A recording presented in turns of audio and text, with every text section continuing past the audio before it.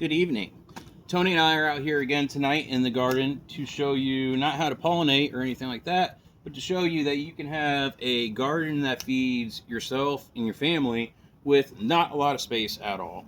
Obviously, we got a big garden out back, but just right here is where we've been growing some lettuce, and it's made countless salads night after night for Tony and I, and for me at work and everything.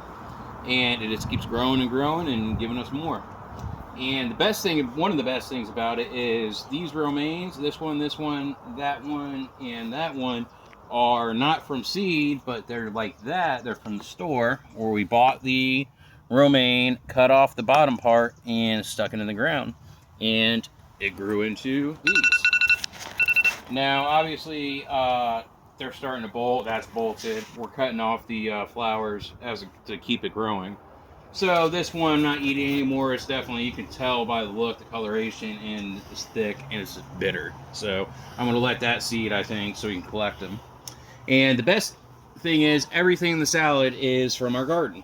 So these are sweet peppers from out front, cucumber, tomato, and a yellow cucumber, which I have not tried yet, which I'm excited for. So everything in this salad, besides some croutons, is going to be from what we grew. So very little space too.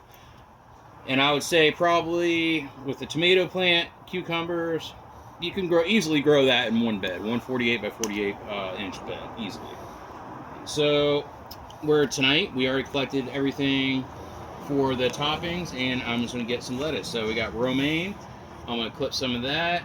We have mustard green, and we have another, it's called Samson Elite, and we're going to get a little bit of all that. So like I said, you don't need a lot of room. There's all sorts of different beds. You can, like one I got my mom at Home Depot, it's like maybe 48 inches by 24 inches, and it's on wheels, and you could grow a little salad bed just in that and feed at least you and your partner.